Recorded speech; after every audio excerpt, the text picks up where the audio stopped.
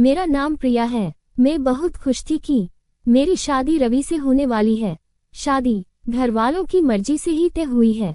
मेरी भैया की शादी अभी 1 साल पहले ही हुई है। मेरी भाभी का नाम रचना है। मेरी भाभी बहुत सुंदर है, साथ ही बहुत हंसमुख है। हंसना और बातें करना उन्हें पसंद है। जब से भाभी घर आई है, घर में एक अलग ही माहौल रहता है। मेरी भाभी से मेरी अच्छी बनती है, लेकिन एक बात की वजह से मुझे नहीं पता था कि मेरी सोच इतना बदल जाएगी। एक दिन रवि जब घर आया था, तब मैं, भाभी और रवि साथ में एक कमरे में थे। हम लोग बैठे ऐसी ही बातें कर रहे थे। जैसा कि मैंने पहले ही बताया कि मेरी भाभी बहुत बातें और मजाक करती है। ऐसे ही बातों बातों में उन्होंने रवि से कह दिया कि आपने भी क्या देखकर इसे पसंद कर लिया। आपका दिमाग तो सही है, अभी भी मौका है, आप बच सकते हो, शादी अभी हुई नहीं है। इतना भी होता तो शायद मैं बर्दाश्त कर लेती, लेकिन उसके बाद जो रवि ने कहा उससे मुझे ज्यादा बुरा लगा। रवि ने कहा कि क्या करूं भाभी, आपकी जैसी सुंदर तो मुझे शायद मिलेगी नहीं, तो अब जो मिली है उसी से कर लेता हूँ। बात मजाक में ही हो रही थी, लेकिन मुझे वो बात दिल पर लग गई। उस समय मैंने भी बात हंसी में टाल दी, लेकिन मुझे अब वो बात सोने नहीं दे रही थी। मैं पता नहीं क्या क्या सोचने लगी थी। मैं अपने आप को भाभी के साथ कंपेयर करने लगी थी। मुझे उनसे और उनकी सुंदर होने से जलन होने लगी थी। एक छोटी सी बात मेरे अंदर यह बदलाव ला सकती है, मैंने सोचा नहीं था। मैं उस बात का जवाब देना चाहती थी। मैं कुछ भी सोचने लगी थी। मैं सोच रही थी कि कैसे उन्हें भी मैं रुलाऊं। शादी की तैयारियों के साथ मेरा दिमाग भी कहीं और ही चलने लगा। एक दिन भाभी शॉपिंग करने मम्मी के साथ बाहर गई थी। घर में भैया थे। मैंने सोचा था कि भैया को कुछ ऐसा कहूं जिससे इन दोनों के बीच में झगड़ा हो, थोड़ी कहाँ सुनी हो, भाभी थोड़ी परेशान हो। उस समय में बस इतना चाहती थी, लेकिन मुझे नहीं पता था कि मेरी उस बात से उन दोनों की जिंदगी में जहर घुल जाएगा। भैया भाभी को फोन लगाकर पूछ रहे हैं कि कब तक आओगी। भाभी ने कहा बस ही रहे हैं। भैया बोले कि पहले भी यही बोला था, अभी भी यह कब तक आओगी। मैंने उस बात को पकड़ लिया और भैया के फोन रखने के बाद मैंने कहा कि खूबसूरत लड़कियों की बात का कोई भरोसा नहीं होता। भैया पता नहीं क्या क्या छुपाती है, क्या झूठ बोलती है। आखिर वो भाई तो मेरे ही थे। उन्होंने भी मेरी इस बात को पकड़ लिया। पूछा क्यों, क्या बात कर रही है, तुझे कुछ पता चला क्या। मैंने जानबूझकर ऐसा दिखाया कि मैं कुछ जानती हूँ और उनसे छिपा रही हूँ। मैंने कहा नहीं, कुछ नहीं, मैं तो बस ऐसी ही बोल रही थी। भैया ने फिर पूछा तो मैंने और ज्यादा उन्हें परेशान किया। मुझे पता था कि वो जितना परेशान होंगे उतना ही भाभी भी होगी। मैंने उन्हें ऐसे ही कहा कि भैया मैं क्या बताऊं, आप खुद समझदार है। वो बोले क्या मतलब, क्या बोलना चाहती है, ठीक से बता।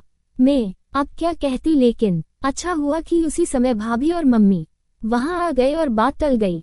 लेकिन मुझे बहुत खुशी हो रही थी कि मैंने अपना काम कर दिया। भैया उनके आते ही अपने कमरे में चले गए। बस मुझे अब भाभी का वैसा चेहरा देखना था जो मैं देखना चाहती थी। भाभी करीब 1 घंटे बाद जब कमरे से निकली तो उनका चेहरा बयान कर रहा था कि मैंने जो बोला है उसका असर हो रहा है। भैया का भी मुंह उतरा हुआ था। उस दिन से भाभी का बोलना और हंसना कम हो गया। भाभी का मुंह उतरा रहता था। मैं पता नहीं कैसे इतनी कठोर हो गई थी कि उनके आंसू से मुझे खुशी मिल रही थी। भैया और भाभी में सब कुछ ठीक नहीं है, इस बात का पता अब हमारे घर में सबको चल गया था। भाभी अब मुझसे भी बात नहीं कर रही थी, लेकिन मुझे बुरा नहीं लग रहा था। एक दिन भैया भाभी से किसी बात पर बिगड़ गए और सबके सामने उन्हें घर से जाने को कहने लगे। मम्मी और पापा ने कहा कि क्या हुआ, क्या बात कर रहा है, ऐसा क्या हुआ, लेकिन वो बोले कुछ नहीं। भाभी को वो बात बहुत बुरी लगी और वो घर से जाने लगी। मम्मी ने कहा कि शादी सर पर है, ऐसे कहाँ जा रही हो। भैया बोले उसे जाना है तो जाने दो। भाभी मेरी तरफ देख रही थी, लेकिन मुझे ना बुरा लग रहा था ना मैंने उन्हें रोका। भाभी अपने घर चली गई। शादी में सिर्फ 10 दिन बाकी थे और भाभी घर से चली गई। घर में मम्मी भैया और पापा को देखकर अब मुझे थोड़ा बुरा लगने लगा था, पर मैं अब कुछ नहीं कर सकती थी क्योंकि बात बहुत आगे निकल गई थी। सच बताओ तो बात इस हद तक चली जाएगी इसका मुझे भी अंदाजा नहीं था। शादी के समय सभी के मुंह उतरे हुए थे और इसका कारण मैं थी, लेकिन ये बात मैं कैसे बता सकती थी। भाभी को मम्मी ने फोन किए लेकिन वो नहीं आई। घर का माहौल ही बदल गया। भैया से सभी पूछ रहे थे कि ऐसा क्या हुआ, लेकिन वो भी कुछ बता नहीं रहे थे। घर की रौनक ही चली गई थी। शादी को एक दिन बचा था और भाभी अचानक ही वापस आ गई।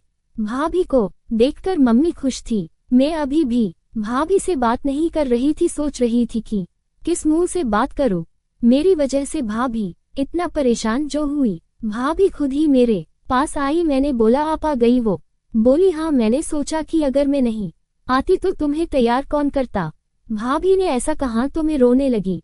भाभी ने कहा कि मुझे तुम्हारे भैया की बातों का इतना बुरा नहीं लगा। ठेस तो मुझे तुमने पहुंचाई।